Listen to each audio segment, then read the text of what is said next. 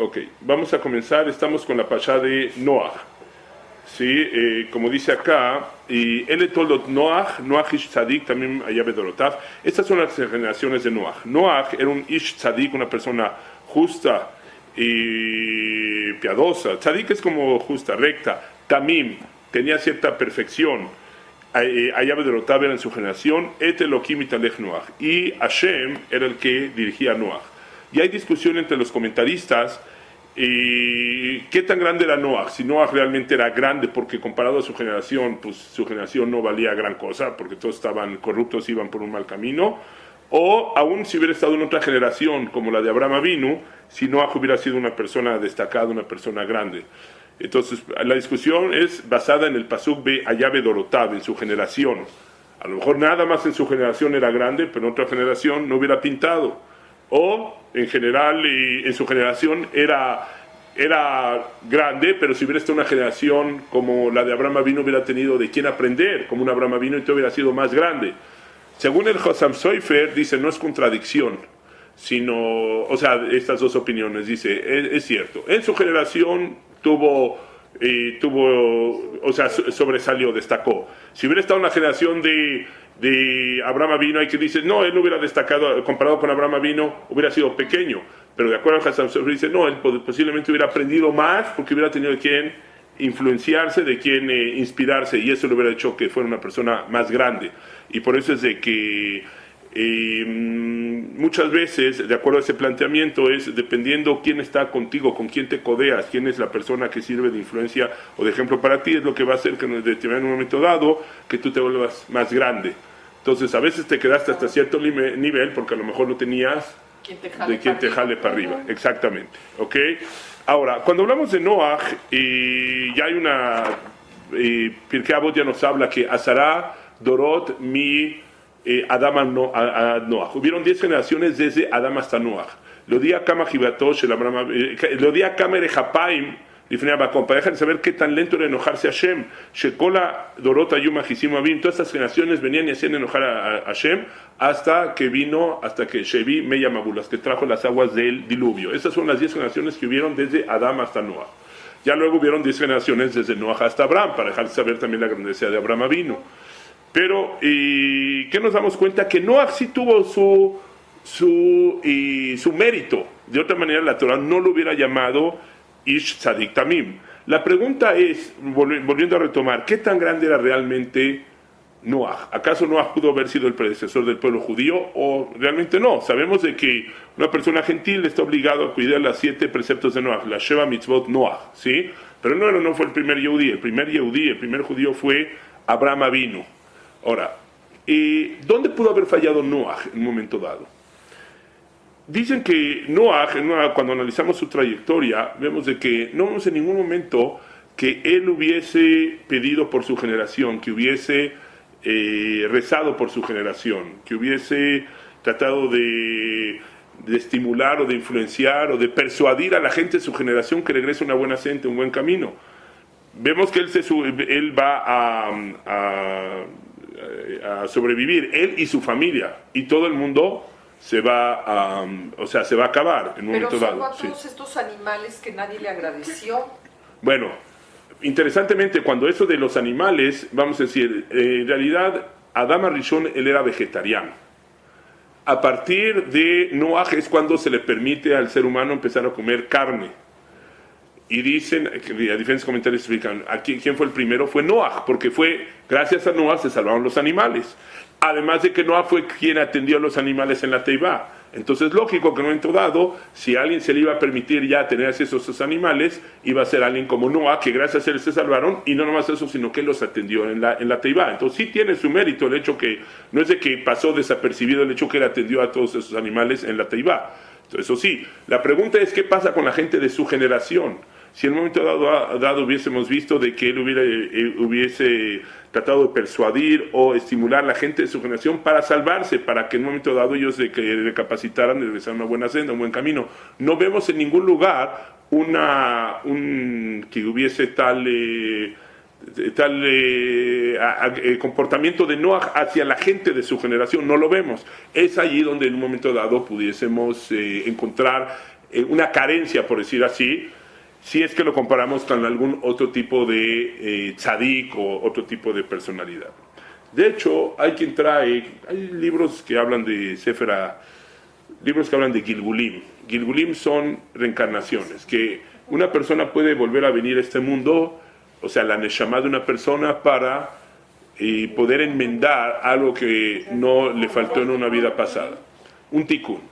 Por ejemplo, hay sobre que traen de que el tikkun de Noah fue Moshe Rabbeinu. Porque vemos ciertas similitudes entre ambas personalidades. Ejemplo, Moshe Rabbeinu, ¿cuántos años vivió? 120 años. ¿Cuántos años estuvo Noah tratando de... Bueno, su mensaje fue un mensaje pasivo. ¿Cuánto tiempo estuvo construyendo el arca? 120 años. Y la gente tenía que llevarse un mensaje, mira lo que está haciendo él, y ver, y reflexionar, y accionar, y cambiar sus caminos. A pesar que en un momento dado, si no vimos de manera activa que Noah hubiera tratado de persuadir a su gente, pero de menos en esa manera pasiva la gente tenía que cuestionarse y ver qué está haciendo Noah por tanto tiempo, que está construyendo un arca, y cuando le preguntaban qué haces, no es que va a venir un mabul, va a venir un diluvio. Pero no es que de una manera, no es que haya empezado con una campaña de Facebook y así como, ¿no? Para decir, viene el mabul, compren sus boletos en el arca porque se acaban. Pero se le acercaba a la gente, le decía, ¿qué estás construyendo esta cosotota? Digo, era una cosa enorme. Claro, ¿no? claro. Entonces le decía, va a venir un mabul, va a venir no sé qué. También cada persona tiene su libre albedrío y dice, bueno, si va a pasar esto y esto, o sea, su pecado fue no haber jalado a la gente. O sea, de una manera, si vemos desde ese punto de vista, es como que faltó esa manera activa de ir hacia los demás. Ahorita vamos a analizar un poquito más eso. Ahora, un paréntesis. Yo les hago una pregunta. Sí, como dijo Rebe, el arca fue una obra muy grande, fue dimensiones muy grandes, ¿sí? Sin embargo, ¿allí cabrían realmente todos los animales de la creación en esa arca? ¿O por más fue como un milagro que pasó para que entraran los animales? Finalmente se necesitó de un milagro. Pero si ese es el caso, que se necesitó de un milagro, entonces, ¿para qué hacer igual las dimensiones que nos hablan aquí? Son dimensiones bastante grandes. Y tanto tiempo que se llevó a construir el arca. Ya para el caso, pues que hazlo más chiquito y igual vas a hacer el milagro, cabría decir, y llévate menos tiempo, ¿no? Sin embargo, Ramban, Nachmanides explica de que el mundo se maneja de tal manera que vimos, nos manejamos de acuerdo al curso natural de los acontecimientos, o sea, de una manera natural, Vedere Jateva. Tenemos que minimizar el milagro. ¿Qué quisiera minimizar el milagro? Que aun cuando se va a necesitar un milagro acá, para que entren todos los animales, pero que no sea un milagro tan obvio. Así como la parnasá, el sustento de la persona, es un milagro, por decir así, porque viene todo de Hashem, ¿sí? Amotzi lechem min hashamayim, ¿no? Por decir así, cuando viene el man. Sin embargo, hay que minimizar ese milagro, hay que comportarse de una manera natural, de que estamos trabajando de una manera donde trabajamos por el sustento, aun si finalmente lo que nos van a dar es Minashamayim, Hashem es el que nos va a premiar nuestro esfuerzo, pero de cualquier manera tenemos que hacer nosotros de una manera vedere jateva, de una manera natural tenemos que hacer nuestra ishtadlut, lo que se espera de nosotros. Entonces Nachmanides dice de que aun si se necesita un milagro, pero hay que minimizar el milagro, que no sea tan obvio el milagro. Así es también con nosotros. Le pedimos a Hashem que nos mande refugio, que cuando tenemos una dolencia, pero vas a ver un buen doctor, vas a ver al mejor hospital, al mejor tratamiento, haz lo tuyo. Y finalmente, y como decimos, hay una petición que hacemos antes de tomar una medicina, que esto que estoy tomando, este tratamiento, sea para refuá, que funcione, pero ya hago lo mío. No nomás me quedo ahí sentando esperando que si Hashem me va a curar, que me cure. No, haces lo tuyo. Aquí también, Noah tuvo que hacer un esfuerzo para minimizar, por decir así, ese milagro, aun cuando así finalmente fue un milagro que se salvara él y los animales de la creación. Pero, nuevamente, no vemos de manera activa que él haya ido hacia la gente, aun si la gente venía y le preguntaba y él les contestara. traen así, de acuerdo con este planteamiento, de que al principio, como dicen, ¿cómo se refiere a la Torah Noach? Noach ish tzadik tamim haya bedorotav. Tzadik tamim, justo, recto y completo. Más adelante, ¿cómo se va a referir con respecto a la Torah? Dice ish tzadik, dice, Vayomer Hashem le Noach, boatau bekol beiteja, ven tú y bekol beiteja y toda tu gente, todo tu hogar, él te iba al arca, kiotja raiti tzadik, lefanai bedorase, porque a ti te vi tzadik, justo, frente a mí en esta generación. Allí nada más que dice tzadik, ya no dice tzadik, tamim. Ya dice, bajó de nivel, ya cuando entra a la teiba. Después, más adelante que vemos, cuando dice, Vayamach, dice, después dice, Vaimach, más adelante, Vaimach et kol hayekum, después de que Dios borra todo lo establecido, Asher al nada más sobre la faz de la tierra, mi adama behima, de hombre a animal doméstico, ad remes, lo que se va a arrastrar en la tierra, viad ova shamaim, o las aves de los cielos, y mahu, mina aretz, se fueron borradas, así fueron borradas de la tierra, Vaisher, ach Noach, asherito bateva. ¿Y quién quedó nada más? Noach y lo que estaba con él en la teiba. ¿Qué dice acá? ¿Cómo se refieren a Noach? Vaisher, ach Noach. Ya no está ni tzadik ni tamim. Ach Noach, solito Noach. Pensé que era No necesariamente. Pero, o sea, nomás Vaisher, ach aquí es Noach. Ach Noach, betkorashito. Ya no es, empezó con tzadik tamim, decidió con tzadik, Noach, a secas. Y luego, ¿qué pasa después cuando ya salieron del arca? ¿Qué fue lo primero que hizo Noach? ¿Qué plantó? un viñedo. Un viñedo, ¿sí? Y como dice, Vayajel, Noach, se profanó como dejó Noach, Isha Adama. Noach ya no está tzadik, tamim, sigue Noach solito, pero ahora ¿qué es? Isha Adama. Un hombre de la tierra, hombre de la tierra. O sea, bajó tanto. O sea, fue como dice, y unos versículos es, Vaishaker Noach, y se emborrachó Noach. ¿Por qué? Bueno, él hizo un plantío, había que construir el mundo, había que edificarlo. Sin embargo, la pregunta es, ¿por qué no hizo otro tipo de plantío? ¿Por qué tenía que ser la vid? A lo mejor otro tipo, ¿no? Trigo, cebada, otro tipo de cosas, ¿no? Pudo haber hecho, y sin embargo hizo vid, y de ahí se termina emborrachando. Entonces Vayajel Noach Isha Adama, hombre de la tierra, y luego Vaishaker, se emborrachó. Entonces, de acuerdo a este planteamiento, como que va en no creciendo, decreciendo. Ok, si hablamos, estamos tomando el planteamiento de Moshe Rabbeinu, que Moshe Rabbeinu vendría a ser ese tikkun de Noach. En Moshe Rabbeinu también vive 120 años. Además, hay similitudes. Cuando Moshe, a los 6 meses, seis mesino, ¿no? Bueno, él nació a los 6 meses, pero cuando lo tienen que echar a las aguas, ¿sí? Porque ya no podían esconderlo más, ¿en qué lo echan? En una canastita con... Teibat. Ay, qué interesante, ¿no? Teibá, es una teibá, así se llama igual.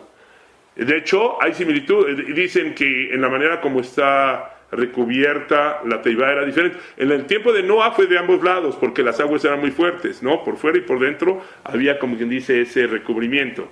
Sin embargo, en el tiempo de Moisés es una parte, la de adentro, ¿sí? Para que no oliera el tzadik el olor de como chapopote, ¿sí?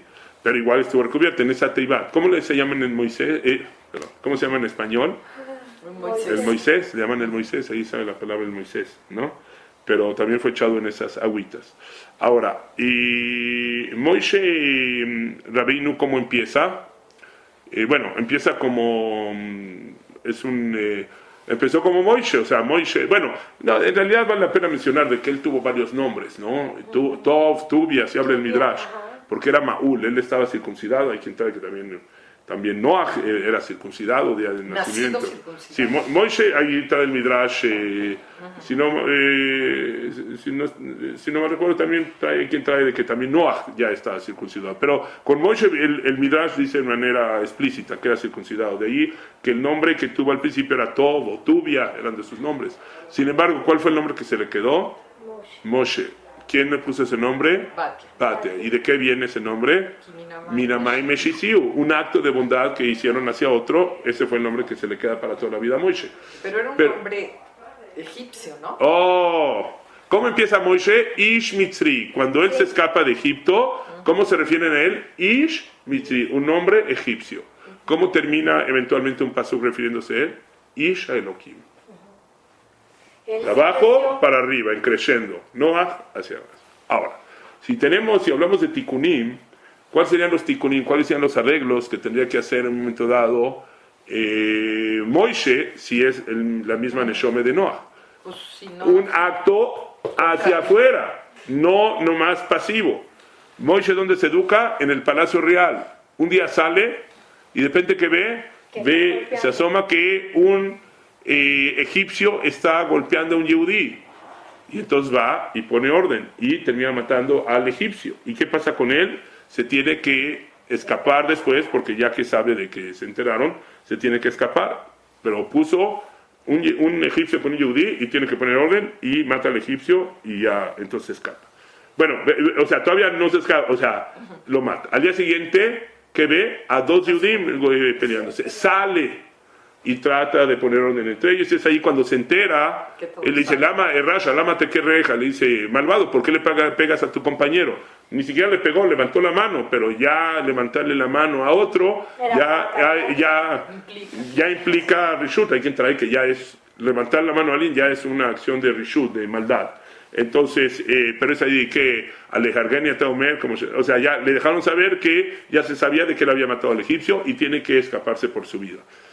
Luego, cuando llega a Midian, de repente va a llegar a ese pozo, ¿no?, de agua. ¿Y ahí quién se va a encontrar? Bueno, ahí sí, estas muchachas, las hijas de Yitro, las hijas del pastor, del sacerdote de Midian, y había unos pastores. No eran ni de su pueblo, eran gente ajena, ¿no? Y de repente ve que los pastores están actuando de una manera injusta, de una manera no correcta con estas muchachas. ¿Qué va a hacer Moishe? Moishe va a interceder, se va a meter para crear sholem entre ellos y ayudar a estas mujeres.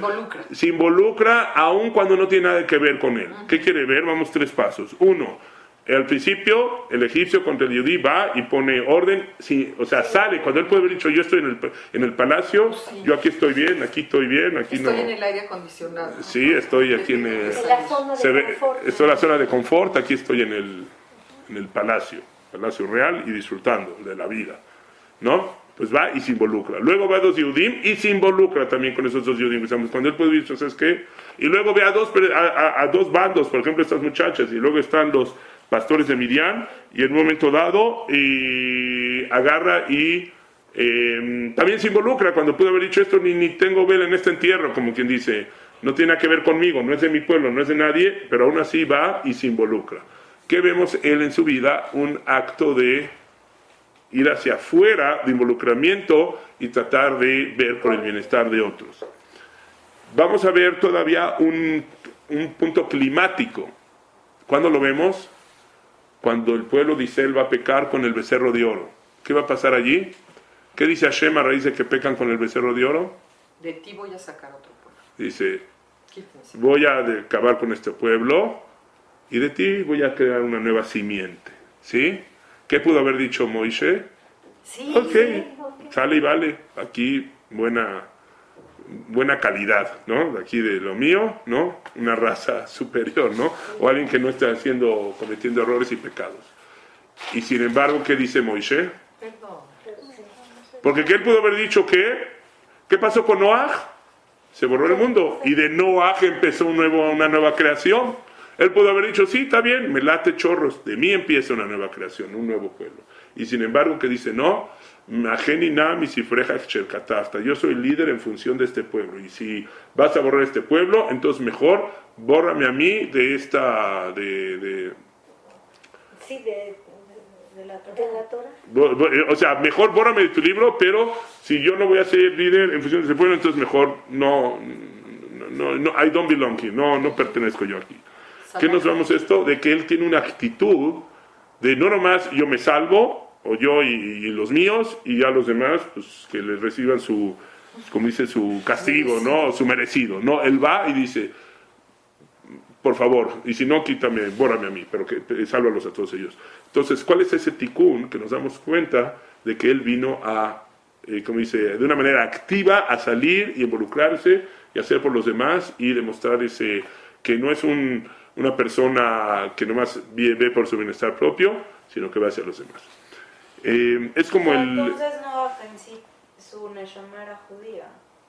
Bueno, vamos a ver, o sea, todas las Neshamot vienen de Adam Rishon también, y también Adam Rishon va a tener sus tikkunim que van a venir después, pero en esa raíz había que hacer ciertos tikkunim, eso es a lo que voy, en esa raíz.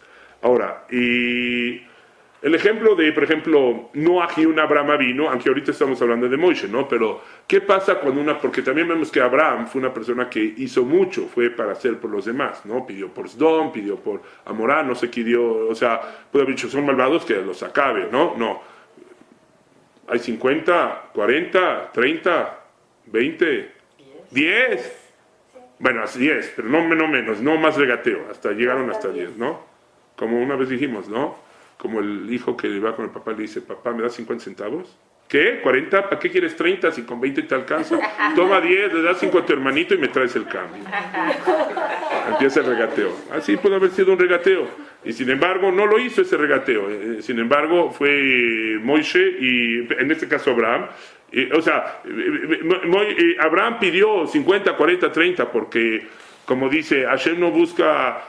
No quiere destruir, quiere erradicar el mal, sino al ser humano es al mal que pueda haber en el ser humano. Él quiso pedir por ellos, también eso lo vimos en Abraham. Pero ahorita estamos viendo similitudes entre lo que vino siendo un Noah y un Moishe con respecto de una manera activa ir por los demás. Hay un pasuk en Ishaya que dice cuando se refiere a las aguas del diluvio, ¿cómo se refiere a ellas? Mei Noah, las aguas de Noah. Como quien dice... se le atribuye en cierta manera, como que dice si él hubiera hecho más o hubiera buscado para que el mérito para que esa generación se salvara y no terminara en esas circunstancias, ¿no? Entonces, pero Moishe de una manera activa empieza siendo un Ish Mitzri y termina siendo un Ish Elohim a raíz de cuál es su trayectoria de vida. Cuando hablamos, por ejemplo, nomás estaba tomando un paralelo ahorita de lo que es Noah y Abraham, si ya no con Moishe, ¿no? Pero, ¿qué pasa cuando una persona tiene frío? Hagan de cuenta que aquí hay frío en este cuarto. ¿Qué podemos hacer cuando se pone duro el frío? Cada quien se pone su suéter. Cada quien se pone su suéter o su abrigo. Vamos a juntarnos o encendemos la calefacción. La calefacción central. Hay una manera de encender una calefacción de tal manera que todos se beneficien y todos se hagan calefacción, o agarras y te pones tu suéter o tu abrigo y cada quien se eso. Les voy a contar un maíz que ahorita se me ocurrió. Esa es la historia, ¿no? De Atzadik Impelz. Impelz.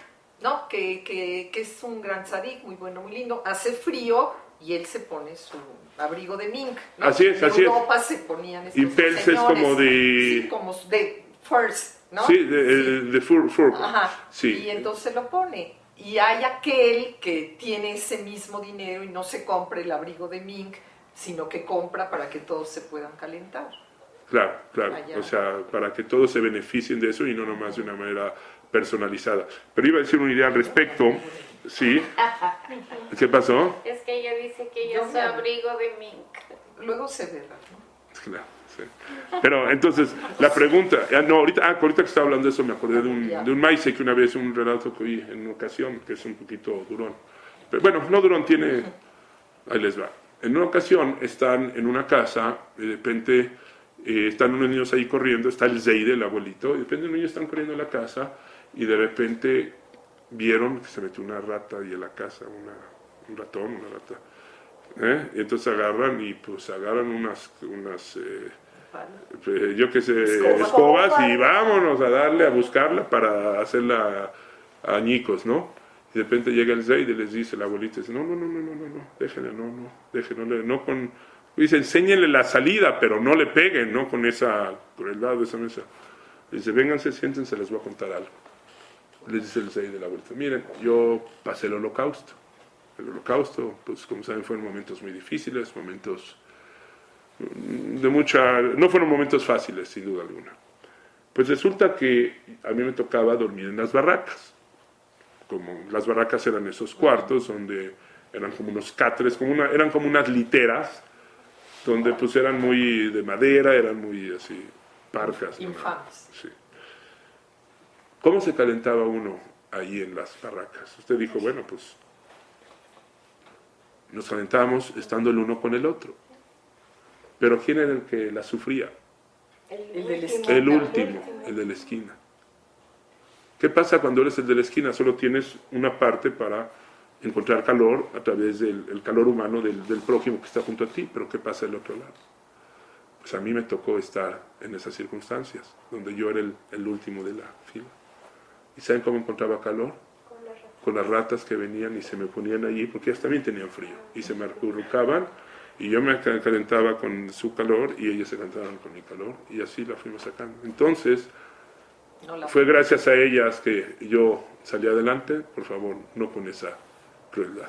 ¿Ok? Hay que tener gesed hasta con los más chiquitos. Sí, y ahí les doy un maíz, otro maíz que es muy interesante también. No sé si alguna vez lo he contado acá. Una vez yo estaba, hace como 15 años, 20 años, estaba en Lakewood, New Jersey.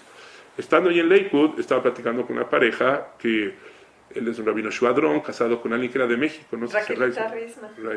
Ahí les va. Mi amiguita. Estás platicando con ellos, que tengo un rabino Shuadrón. ¿Él cómo se llama? Su primer nombre. Shmuel Shuadrón, sí, sería. Estás platicando con él. Resultó que había llegado una oleada, por decir así, de judíos de Rusia. Eran inmigrantes recién llegados. Muchos estaban llegando, muchos estaban dejando, el comunismo estaba abriendo sus puertas, entonces muchos estaban llegando allí a Estados Unidos, otros iban a Israel, obviamente, en diferentes lugares. Pero pues, era gente que estaba muy asimilada, muy alejada, y pues se podían perder en un momento dado. Y pues resultó que habían organizaciones que se dedicaban a ver cómo absorbían a estos nuevos inmigrantes o tratar de integrarlos en comunidades o ver cómo que tengan una vida judía, etc. Bueno, resultó que Rashodrón, en ese entonces tenían ya por varios días, no sé si una semana o cuánto, ya tenía una pareja de gente mayor de Rusia que llegaron y que están quedándose en la casa. Y entonces platicando le digo, oye, pues qué buena onda, ¿no? O sea, que son mishpajá, son familia, a lo mejor tienen familia en Rusia, llegaron. Dice, no, pues aquí apenas los conocimos, pero abrimos nuestro hogar y les permitimos que vinieran a quedarse con nosotros. Y dije, pues qué buena onda, ¿no? Qué bien, y a que sea. Dice, te voy a contar un relato. Hay un relato en el Talmud que dice que en una ocasión estaba Revi era la viuda Nasi. La viuda Nasi era una persona que fue líder del pueblo Israel, una persona con mucho sí, bueno, a nivel económico también, una persona que dicen que Revi era tan rico que nunca faltó en su mesa frutas o verduras o productos fuera de la estación. ¿Qué quiere decir? Hoy en día pues vas a su mesa y compras lichis y ¿cómo se llama? Y kiwis y todo porque te llegan. Hay transportación, hay refrigeración, etc. Pero antes, para que tú pudieras poner frutas fuera de la estación en tu mesa, tenías que tener realmente acceso a esa... O sea, con esa falta de transportación o refrigeración, pues tenerlos no cualquiera, tenías que tener un nivel muy alto. Entonces, ese era Revi, que nunca faltaban en su mesa frutas fuera de la estación. Y se llama mucho con Antoninos, era un emperador romano que también era de mucha poder económico, pero cuando se va Revi del mundo, levanta su mano y dice, me voy a este mundo sin llevarme ni un pedacito de mi dedo pequeño, mi dedo meñique, de placeres que fueron exclusivamente para mí, sino todo lo que hice lo hice para elevar el nombre de Dios, ¿no? No nomás de una manera para mí. Pero dicen que en una ocasión, dice la viuda Nasi, dice que llegó comenta el Talmud, que llegó a un rastro. Cuando está en el rastro, ve que están ahí las vaquitas y sus becerritos, y a cada uno, bueno, llegaba un momento que le hacían su shejitá, la matanza ritual. Y en eso dice que se le acerca un becerrito y se le postra sobre él y le dice, no me maten. no me maten, como diciendo, Rahmanu, ténganme misericordia. ¿Y qué le contestó Revi? Lo, que le kach no, pues para eso fuiste creada, es parte de tu función que te van a hacer shejita. Y pues, dice, a partir de ese momento Revi tuvo dolores muy fuertes. Hay quien dice que, pues no sé si sean como dolores de muelas o algo, que hay dolores que son muy fuertes. Y dice, en una ocasión, resulta que estando en la casa, de repente estaba allí y estaba la muchacha que limpiaba ahí en la casa, y de repente habían como unos animalitos, no sé si eran como unas ardillitas o como unos ciertos animalitos que están allá, y la llevó la muchacha y vámonos para afuera. Dijo, no, tranquila, enséñales la salida, pero no les pegues, o sea, Rahmanud, ¿no? Tzarbalejai, no un dolor innecesario, ¿no? Dice, en ese momento se le calmaron los dolores.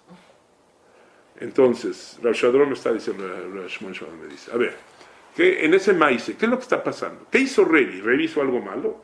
Pues realmente, ¿qué? Hizo el becerrito y le dice, no me maten, pero para eso fuiste creados. ¿Qué? ¿Acaso Revi puede salvar a todos los becerros y a todas las vacas de que no les hagan shejita?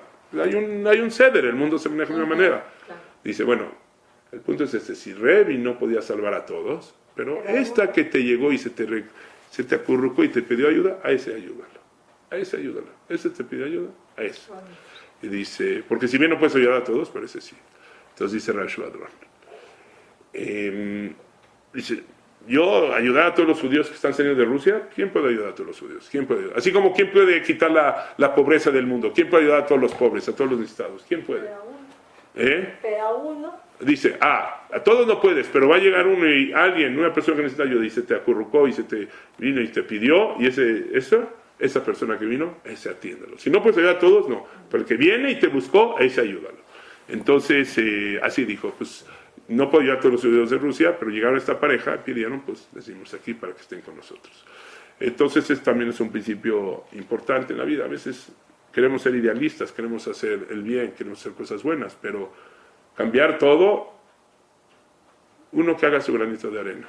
Bueno, dicen también que había una persona que era rabino, ¿no? Que era muy, ¿cómo se llama? Muy idealista, ¿no? Y dice, voy a cambiar al mundo. Empezó a hacer todo tipo de movimientos para cambiar al mundo. Y de repente dice, cambiar el mundo no está muy complicado. ¿Quién puede cambiar el mundo? Se voy a cambiar mi país. Voy a empezar movimientos, eso. Imagínense que él viviera en México, ¿no? Y quiere cambiar a México. Sí, ¿Quién puede cambiar? ¿Quién puede cambiar a México? Está complicado. Dice, bueno, voy a cambiar a mi ciudad. Voy a cambiar a mi ciudad. Voy a cambiar a mi colonia, dijo, ¿no? Ya.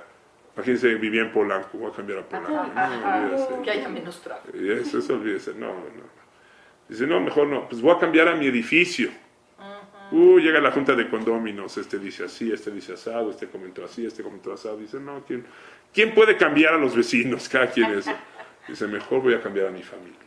A mi familia, mi esposa es así, mis hijos son como los dedos de la mano, este es así, este es asado, este es así, este es asado. ¿Quién puede cambiar a la familia? Olvídese. Mejor me voy a cambiar ¿a quién?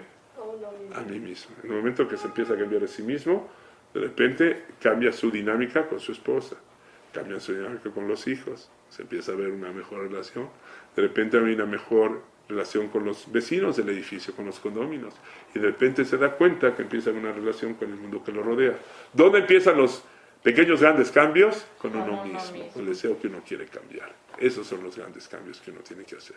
Y bueno, y a veces no se trata de cambiar a todo el mundo, porque uno dice, ¿qué quiere decir cambiar a todo el mundo? Empieza con cambios efectivos contigo mismo, y de poquito en poquito vas ampliando tu horizonte. Pero de menos el que a veces sí te toca esa puerta, por alguna razón te la tocó a ti y no al otro. Por una razón te lo mandaron. Y también, como es el caso de la hija de Rabbi Akiva, que lo hemos contado, ¿no? La hija de Rabbi Akiva, los astrólogos le habían dicho que iba a fallecer el día de su boda. Así dijeron los astrólogos. Pero ¿qué pasa el día de su boda? De repente está allí y de repente llega una persona necesitada, una persona pobrecita. Y dice, oye, dame eso. Y cuando le pide que le ayude, ¿qué le pudo haber dicho Rabbi Akiva? Un segundito, hoy soy la novia, hoy tengo que checar las flores, las sillas de Tiffany, el caterer, el manicure, que todo esté bajo control, que los invitados, todo. I'm busy, close for holiday, estoy ahorita ocupado. Dice, no, que fue, le atendió y fue y le dio de comer y lo atendió y todo eso. A raíz de que lo atiende, dice que después fue a su cuarto y se fue a arreglar no sé qué y se quitó la peineta. y cuando se quita la peineta, agarra y la pega ahí en la pared. ¿Y qué dice el Talmud? Que allí había que una serpiente que cuando metió la peineta, la metió exactamente en medio de los ojos y terminó matando a la serpiente y luego la serpiente cae muerta allí. Entonces dice la Gemara, Saká Tatzil Mimavet, la Saká, la ayuda al necesitado, eso, te salva de la muerte. Literalmente, lo vemos acá. Entonces la pregunta que yo alguna vez me hice, yo me puse a reflexionar sobre este relato, es este. Todos podemos ser magnánimos una vez o alguna otra vez, o buenas gentes, de repente todos se nos puede, hoy me levanté de buen humor y con ganas de ayudar. ¿Por qué? Pero ¿qué pasa cuando hoy no me levanté de buen humor? ¿O qué pasa cuando hoy digo, hoy es mi día para atenderme a mí y hoy no puedo atender a otros? Que también puede pasar, ¿no? O sea, como el día de tu boda, hoy es mi día, ¿no? Es for me. Y sin embargo, es ahí donde a veces le pueden poner una prueba a la persona. En momentos cuando él pudo excusarse y decir, hoy no estoy closed for holidays, hoy no puedo atender a la gente. Como ese día, y ella va y atiende y hace, pues midá keneged midá, medida por medida. Tú hiciste algo fuera, algo extraordinario. Hay ordinario y hay extraordinario. ¿Cuál es la diferencia entre lo ordinario y lo extraordinario?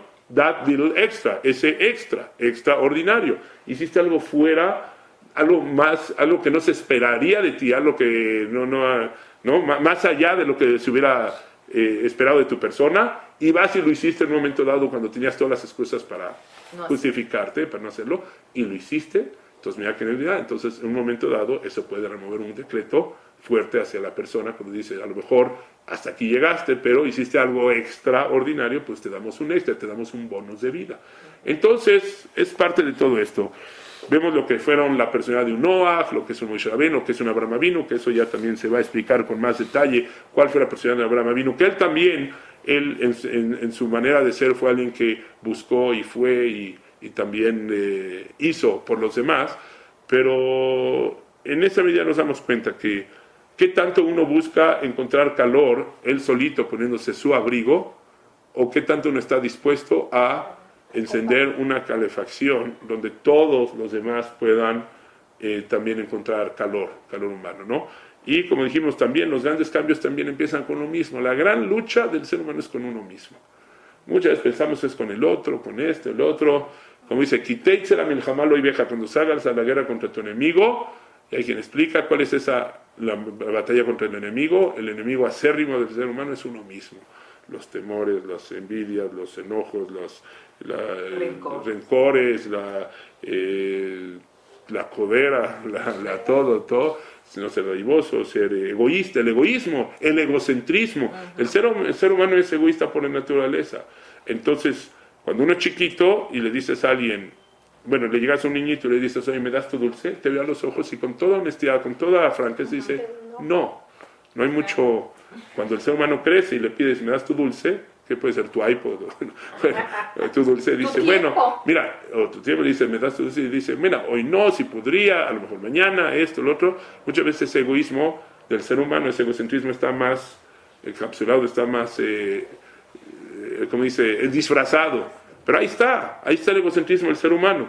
Y mucho de nuestro tikkun, de nuestra vida, de nuestra misión de vida, cada uno tiene que ver cómo rompe esa capsulita y ver hacia afuera y llegar hacia el mundo que lo rodea a uno a raíz de que uno venció ese egoísmo. Y por eso posiblemente mucho por ejemplo en el judaísmo, una persona quiere volverse espiritual, no le dicen vete a un monasterio o a un lugar y seclúyete, ahí estás solito y ahí te... Deja de hablar. No. Vive, cásate en pareja, con hijos y con tu mujer y con tus hijos. Ahí es donde vas a trabajar en tus enojos, en tus egoísmos, en tus cosas. Porque cuando estás solito allí, pues no hay ni quien te pique, ni quien te ande allí. Sí, pero la pareja de uno es la que más sabe tu punto débil, ahí te pica donde más te duele, ¿no? A ver, contrólate, no te enojes, paciencia, tolerancia. A ver, los hijos que te pueden sacar de quicio, a ver, sé tolerante, sé paciente, todo eso. Ahí está el tikkun, ahí está la lucha más fuerte, ¿no? En el entorno de uno.